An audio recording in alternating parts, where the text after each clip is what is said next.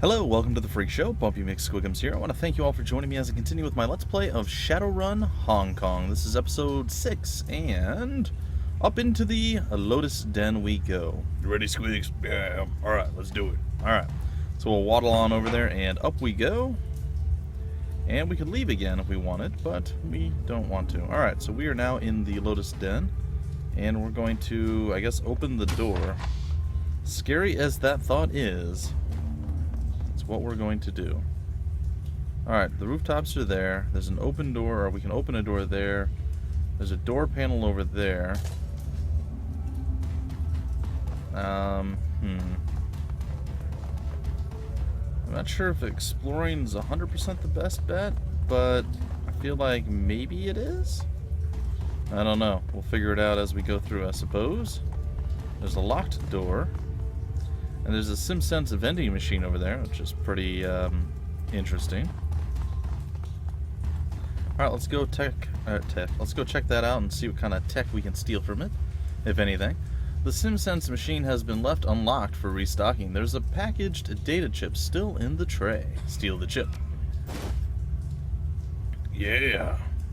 Alright, well, we got a mission item added. That's interesting. Let's see where that actually shows up. Does it tell us what the... Okay, stolen from a vending machine in the Lotus Den. Someone might pay to take it off your hands. Alright, so we can get some cash monies or cash nuions for it. Again, locked door we can't really do anything with. Not sure if I want to go to the rooftop. Wait. There's something in here. It's like a cred stick just laying there on the bed for me to grab. Ooh, Strangler Bao's code. Nice. But we don't actually know what the code is. Well, I suppose we'll figure it out. Now, do we go to the rooftops or do we go in the direction that we're supposed to be heading? I'm leaning toward going to the rooftops, or maybe even opening the door. It might lead to more problems than... Oh, it looks like we can just roam around and loot whatever we want. I like it. Alright, we got 60 nuyen for that. I'm pretty excited by it. Let's go. That's more cash monies that we can spend on various things to make us more powerful than ever before. Those guards are still out there, Squigs. The same guards that kindly doesn't want us killing. We should probably go out of the way, or out the way we came in. Alright, that's fair. So that's the front door, so that would make sense to the rooftops. Alright, I got you. I got you. Alright, so onward we go. Thank you, Duncan Wu. Alright, the door has been sealed with a factory fresh maglock. A high-sec keypad has been set into the frame. Well, we're gonna have to walk away because I don't know the security clearance code thingy that we need. But soon I will. Alright, what did we get? We got 6378. Alright, let's utilize that now, shall we? Come on. There it is, 6378. Oh. The door unlocks. I have a feeling this is going to have some seriously dark Juju Magumbo going about it, but we're going to have to roll out and see what we can do. Or maybe not. It's Strangler Bao chilling on his wonderful, wonderful mattress on the floor, because that is high living over here in the slums in Kowloon City. The walled city. Oh, this guy is just lovely. Look at that one, like, dead-looking eye there. That's creepy. And he's got no ears, apparently.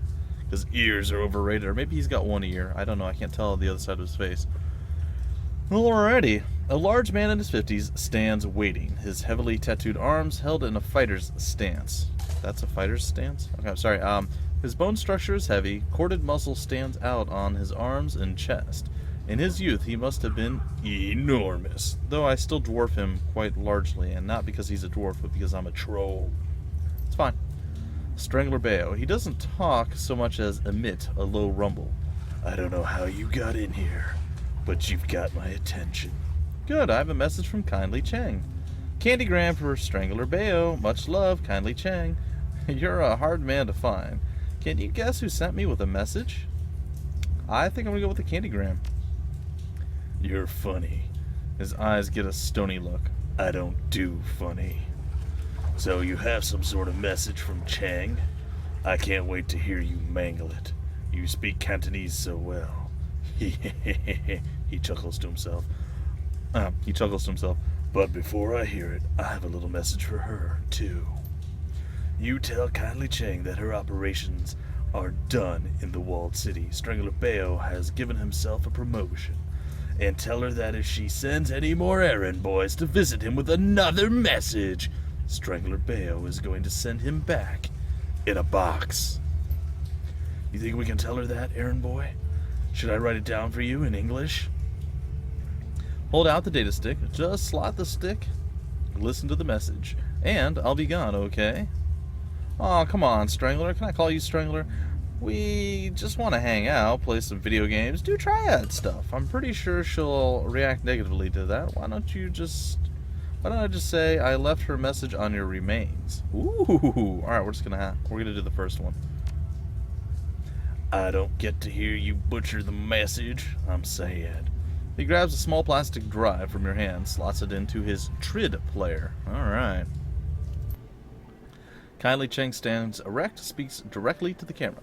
Mr. Bao, as everyone knows, you are a man of swift action. I respect that, and because of that respect, I will get right to the point. I know where your money is coming from. I know that you have friends working for straw sandals like myself. They have been siphoning funds from their organizations. I know about the noodle shop that you launder the money through. I have tasted their broth and found it wanting. The old woman becomes flintily hard. Creepy.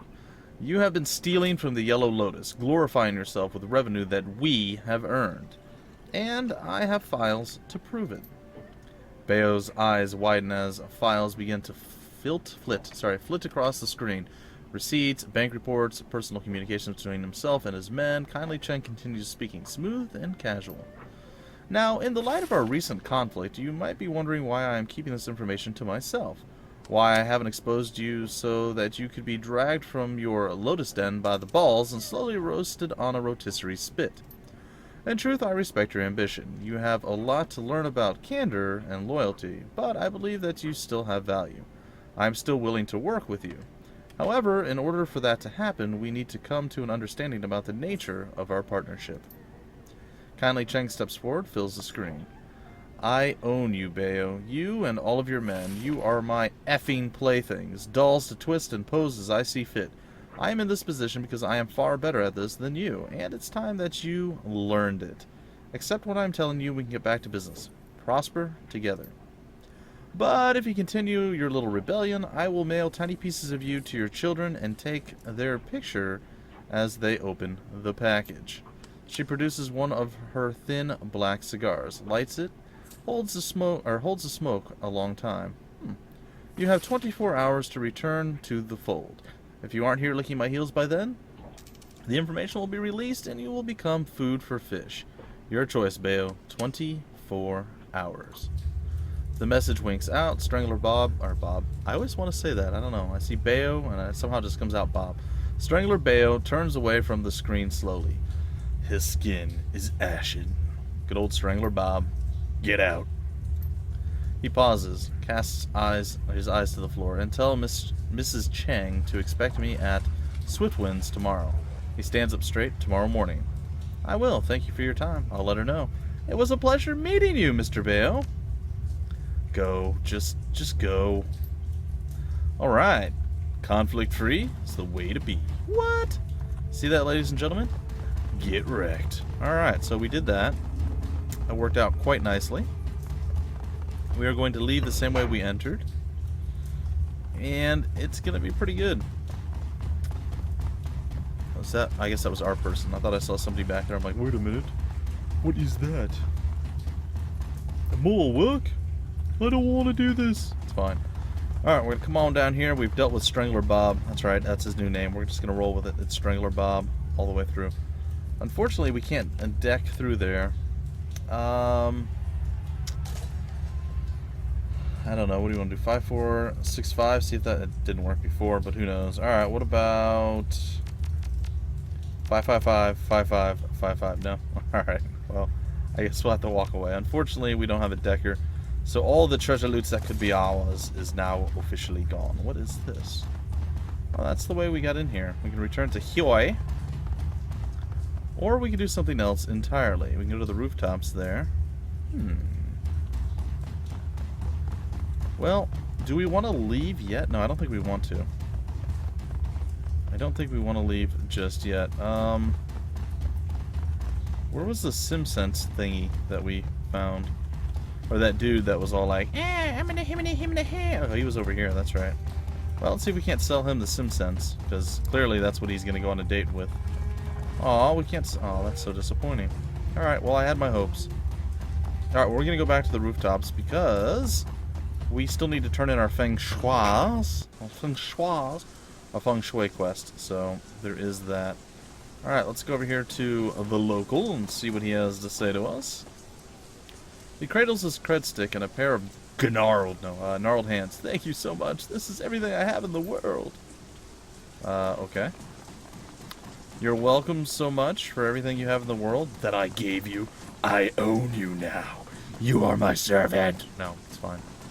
We're going to continue on nice and slow and steady. If we double click, do we run? How does that work? It's like the further away we have to go, the faster we move. Well, he doesn't seem to want to talk to us, so we're not going to upset him right now. I mean, sure, we can murder him, but we're supposed to be avoiding that. Let's go talk to our, our spirit dude's gone. And he didn't rip out our souls and eat it, so that's probably advantageous in some way, shape, or form. Alright, I'm seeing a lot of nothing here. Nobody really wants to talk to me on this side of life. This dude, maybe. I mean, he's a vendor, but something can happen. There's a merchant here. Let's see what the merchant wants to say. Just the same stuff. Meh. Alright, onward we go. And nobody wants to talk to us over here. And hopefully our gal pal didn't die over here. It's possible that she did, but I'm thinking maybe she's still alive. She's caught the consumption. No, alright, it's fine. The young woman startles at your... Yeah. Is it done? I'm done. Thank you so much. The young woman sighs with relief. She opens the flap on her satchel, reaches inside, and produces a plastic sheath. I'm not magically active, okay, so I can't see the flow of ki in the area. But I've got test strips, little sheets of paper embedded with ki-sensitive bacteria. It's a close relative of FAB, but it doesn't see much use outside of Hong Kong, okay? She pulls a strip out of the sheath and holds it in the air. Within seconds, it turns ink black. She lets out a dejected sigh, her eyes shifting from the strip to her watch to the strip again. She looks utterly defeated. Damn it, I've been making adjustments for weeks now, trying to get the key to circulate better, and nothing seems to work. If anything, this one went bad even faster than the control strips I took when I got here. Maybe you're doing it wrong. Any idea why? No, it should work. I followed the texts, done everything right. The key here is rancid, that's obvious, but I swear, it's even worse than it should be. No wonder this place is so disgusting. I get what you mean. The student coughs and rests her head in her hands. That's it. I'm getting out of here in a little while. Gotta tell my advisor about this. Thanks for your help. Hope you don't stay long. I sure as hell won't. Alright, well, we did what we did. I don't know how useful or wonderful that was. And I know I'm probably sitting on quite a bit of karma, so let's see if we can't spend some of that. There it is. Alright. Okay with her body where it's at. I'm okay with quickness where it's at. Strength I'd like to increase, but nah, why not? Increase the chance of scoring a critical hit when using a melee weapon to attack. Increasing the skill unlocks special abilities. Pretty soon we'll be able to cleave, which is going to be nice. Alright, so we're going to grab that one up. That was all we had available. We'll confirm it. And can we spend the key of the others? Or the karma of the others? No. Alright, let's talk to our merchant. Hello, merchant. Welcome back. Need more clothes? Of course you do. Everyone does. Later, lady. Well, that's a little unfortunate, but it is what it is. Nobody here wants to really speak with us, so it's okay. Nobody wants a SimSense chip? Nope. Alright, I guess we get to return to Hyoi. And again, we actually didn't fight anything this time around. Wu holds up his hand for everyone to stop, turns to the two of you, and hooks his thumbs in his belt. Well, that was a thing. Never thought I'd be shuttling messages between criminals and a Hong Kong syndicate. I can't imagine what Raymond would have wanted in the walled city. This place just feels wrong. Looking for more stray kids to take in? No kidding, there's something off about it. It must have been important. He flew all the way here, hired runners for an escort. But why? This place makes you feel like your life has no value, like there's no point to anything. He sighs and looks at your companion. Great life you have here. Gobbet ignores the barb, scratches her head. I can't believe it. We actually delivered the old lady's message without anyone dying. I've had enough of triads. Let's get out of this pit. I'm with you, Gun Show. I don't need to see this place ever again. Gun Show? Seriously? Wu's goggles pan down, come to rest on Gobbet. That's not going to stick, is it? Let's return to Hioi. Hioi. And it is here. I'm sure I'm enunciating everything incorrectly, guys. It's just one of them there things. It's hard to shake off the walled city. Its gravity clings to you as if wretchedness itself has grown tentacles. The sounds of suffering subside, but their echoes still thrum your insides. Gobbet walks slowly, head down, both hands on her stomach, whispering a conversation to someone or something that only she can see. Her rats are silent and remain hidden in her clothing. Wu pauses a moment and breathes a sigh of relief when you finally reach the streets. But returning to Hioi isn't like coming home. Suspicious looks and closed mouths accent unsmiling faces that billboard a universal message. You don't belong here. Time to report back to Kindly Cheng and inform her that the message has been delivered. Get this business over with, get your sin burned, and get on to the next step, whatever that is. You leave the city of darkness behind. Head to the Mahjong parlor and a date with the crime lord. Alright, so beeth it. So beeth it. Maybe. Possibly. There's no way to be sure. There it is. Yay! Woohoo! Ooh, we gained 6 more karma. They're not worth it. Okay, return to Kindly Cheng. And apparently there's an X on the ground. Do I want to stand there? I think an anvil may fall on my head. Somehow I just have this really, really bad feeling that that's not a good thing. But we're going to inspect it anyway. A large X formed by peeling duct tape. Okay. Well, kudos to that. We can enter the MTR station at this point. We can use the intercom once again if need be. And there's still a few things we can do. Maybe we should go check out that one merchant that we found once upon a time in Mexico. Okay, it wasn't once upon a time, though it may have been in Mexico. Maximum Law is here. Do we want to talk to Maximum Law? I think we do. Let's go see what he has to say. Apparently, there we go. Bins of electronics crowd every dry patch of deck space on this rusty old boat. A young man wearing bulky virtual reality goggles glances your way for a moment, then turns away in disdain. Who are you? He doesn't even look at you. Shop's closed. Get lost. Okay, well you're nice. Thanks, guy. Okay, so the shop's closed. Let's get lost then, I guess. Well, how incredibly rude. Nope, nothing going on there. We'll come back over this way. We have a random dude walking along. Okay. The living, breathing city of death. Alright, well we can go directly back to the parlor, or... Well, there were some more merchants down this way, weren't there? I think there was. We'll go over here. There was a dude, like, chilling right here before.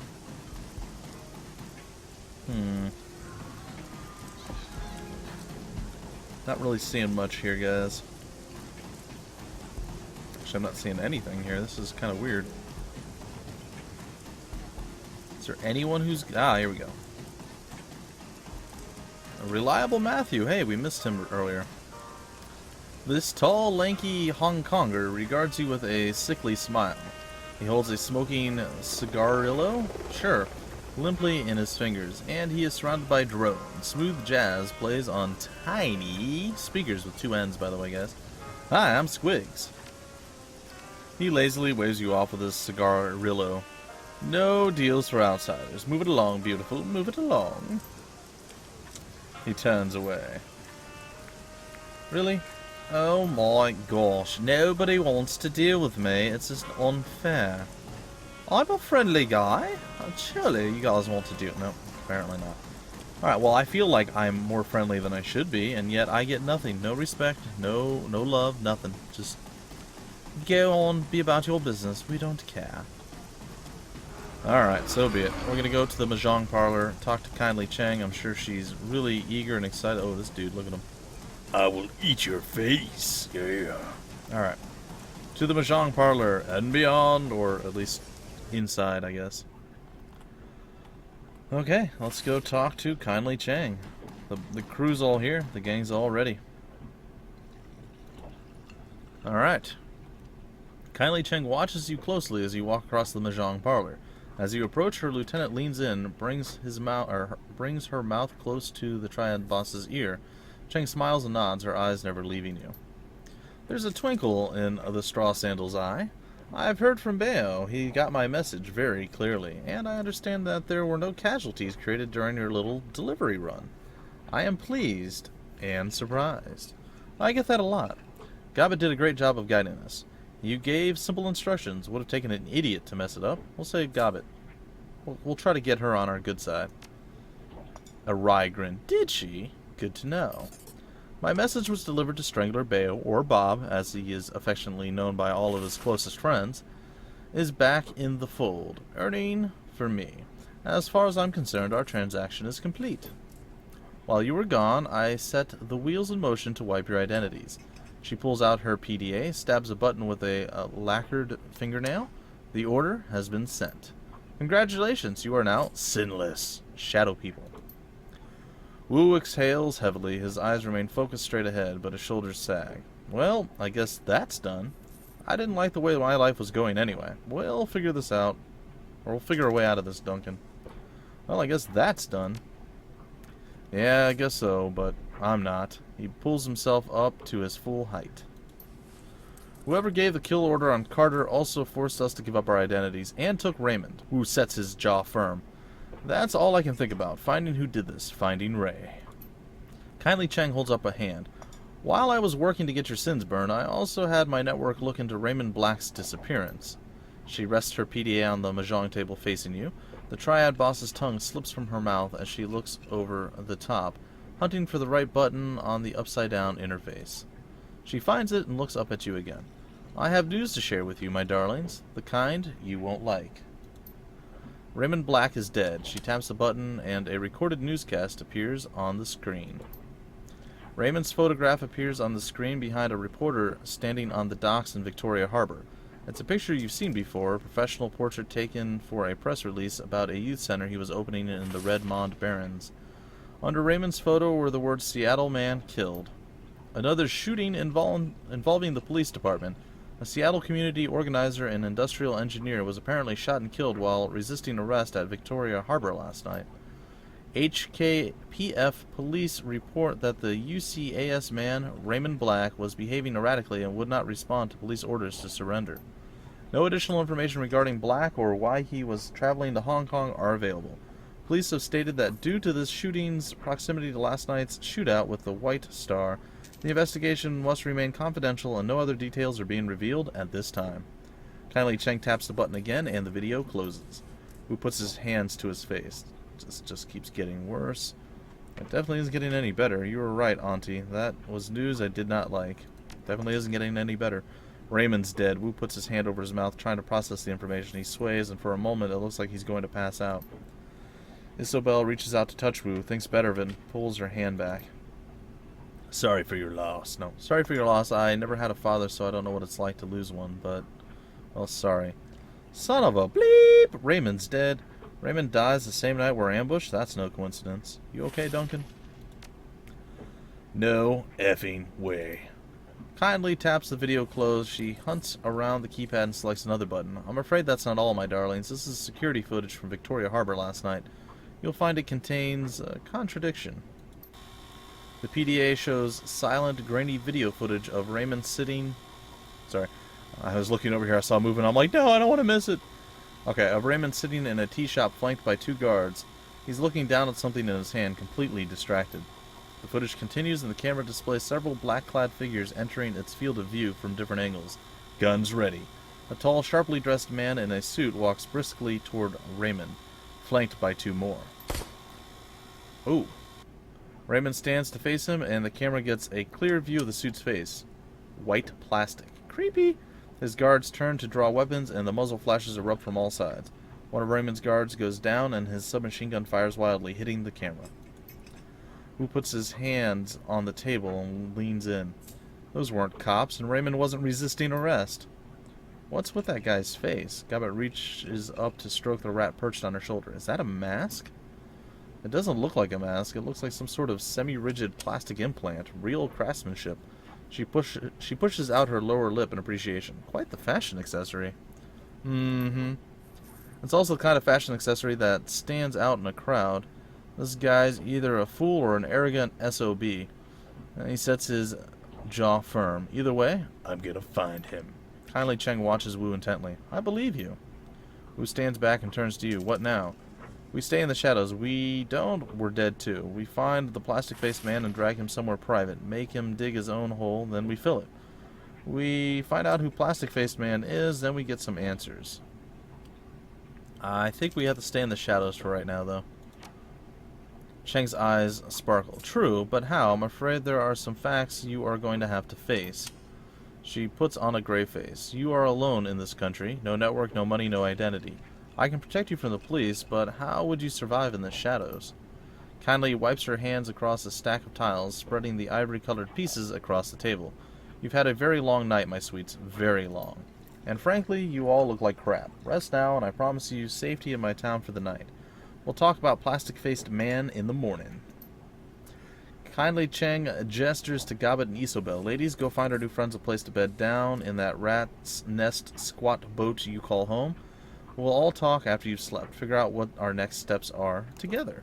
Yes, Auntie. Yes, Auntie. Thank you for your help, Auntie. Can I ask a question, Auntie? Rat's nest squat boat? What? We call it Bolt Hole. Wah. It's an abandoned trawler we call home. Isobel tries to smile. It's homey. Meet you there. Let's go, Bumpy. I'm beat to hell. Alright, and with that, ladies and gentlemen, I will call a close to this episode. I hope you enjoyed. Again, the story is shaping up to be quite intriguing and, well, quite the journey that we're going to have before us. We are now moneyless, friendless, networkless, sinless, and who knows what else less. But, well, friendless might be an overstretch or an overstatement. Apparently, Gabbett's kind of being sweet on me. I have tusks too, so she's kind of liking that.